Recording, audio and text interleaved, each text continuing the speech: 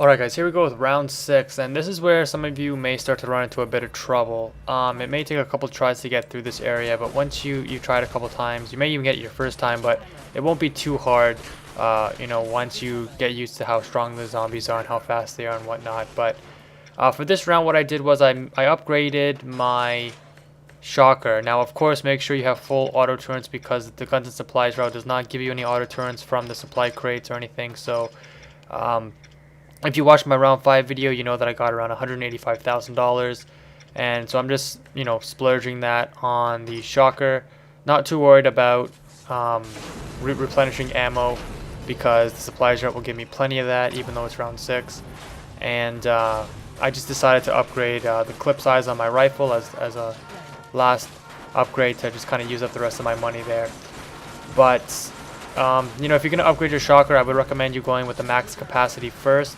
The main advantage of the shocker is the fact that it freezes the zombies in place. So the clip size, the max ammo, and the range are probably the 3 most important.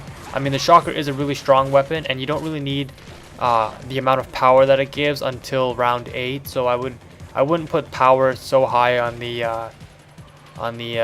upgrade scale. Make sure you upgrade the clip size and the range though, and obviously the max inventory, because the more ammo you have, the better shape you'll be in. So again, when you come down this route, just play it tactically. If you hear a slasher guy drop, I always drop a turret as a fail-safe, just because they do some really heavy damage. I think it only takes 2 slices from those guys to kill you, or 1 if you've already been damaged by a zombie prior to that. So don't try to be like me and try to be a hero right there. And if a car is blowing up, $500 isn't worth like 1/4 your health or however much it takes down. Again, when you come to this area, run up here, see if those guys come out of the manhole. If they don't, you're good to go to execute the electrical box. If they do start coming out of the manhole, wait till they all come out before you shoot the electrical box, so that you can take maximum advantage of that. And for the most part, I mean, this area isn't too bad. You should be able to get through here without getting hit. It's the next area after you cross through the fence where you have to be worried about where you drop into the water. The slasher guys do tend to be a little bit more frequent in these later rounds.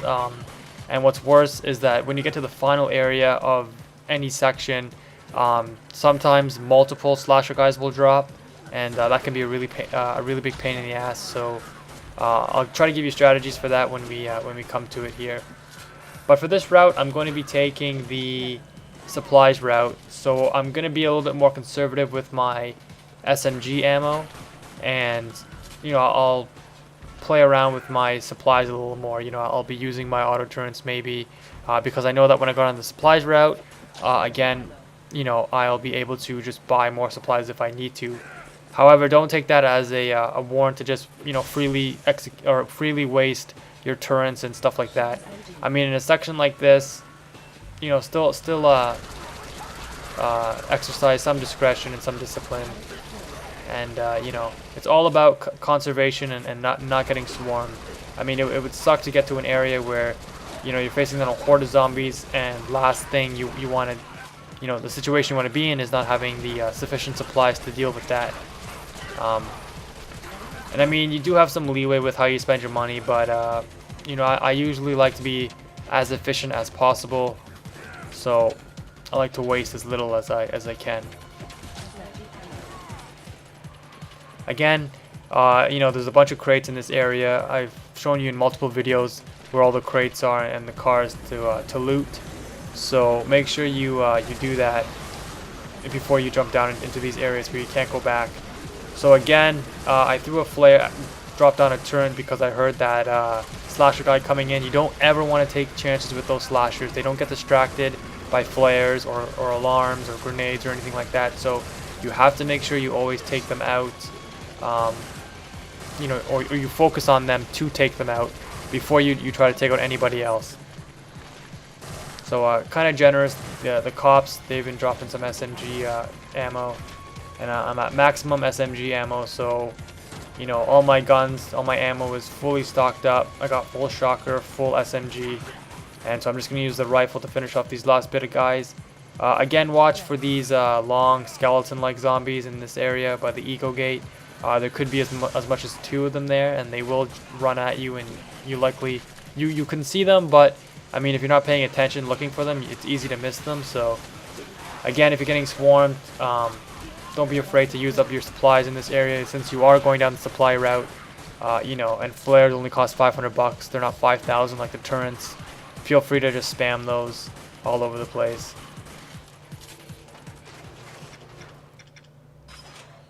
And I ended up buying the grenade here.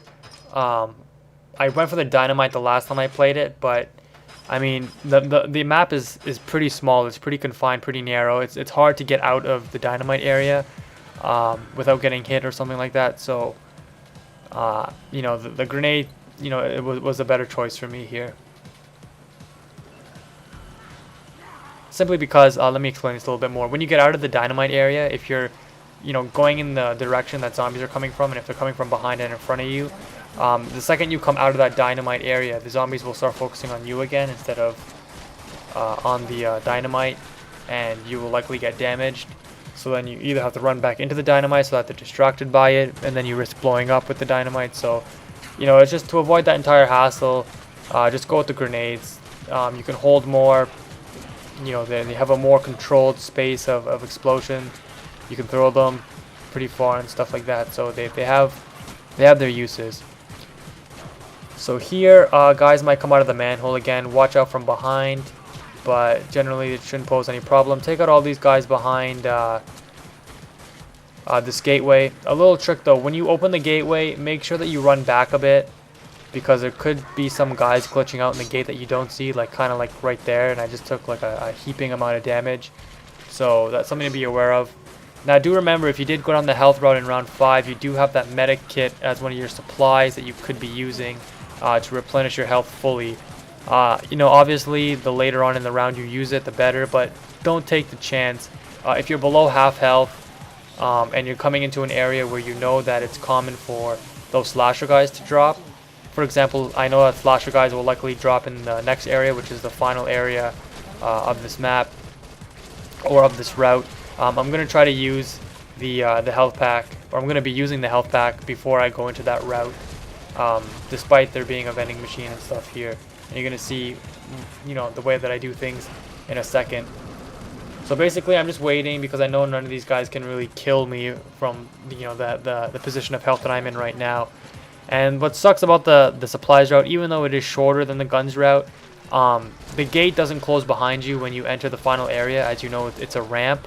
So enemies from this area can follow you into the final area, which can pose a really big problem as you get like insanely swarmed from every direction with powerful zombies. So it's highly advisable that you just take your time in this area and you make sure you clear out every enemy before you go up that ramp and go over. Because the last thing you want is zombies coming from behind you, in front of you, from the side of you, then slasher guys dropping down on you. Like, it's just insanely crazy. So just take your time. As you can see, this is my longest video yet. It's a 10-minute round. You know, if you've been preserving your ammo, you can kind of be a little bit more liberal with the way that you use them. Again, use the SMGs when you're facing down hordes. But then when it's just a couple of guys left, switch back to your assault rifle, conserve your ammo. Yeah, it does take a while, but I mean, think of it, if it was a real zombie apocalypse, you'd be wanting to do the same thing, right? I mean, I know that doesn't sound practical most likely, but Season 2 of Walking Dead just came out, you know, so it's awesome. And there, what you saw me do, I used my health medic kit, so I restored full health, and then I hit the vending machine. I got the health kit from the vending machine and then stomped it for $3,000 because my health was full from the health kit. And, you know, that's just basic logic, instead of, you know, getting the health pack and then using my health kit, because that just wastes the health kit from the vending machine. So what I'm doing here, I'm prepping with my shocker. There you see a guy's dropping down, and that's why you don't want to shoot the electrical box right away. You don't want to be taking extra damage when you don't have to. Drop a turret immediately if you see a slasher guy come down when you get to solid ground. Throw flares. Focus on these slasher guys. You see me kind of being stupid here. I should have thrown another flare, and I should really be focusing on that slasher guy. Watch out. You always got to pay attention. Again, there's another slasher guy that dropped down. He almost dropped on top of me and killed me, which would instantly cause game over, because he'd kill you from the falling down of the whatever thing that he comes down in.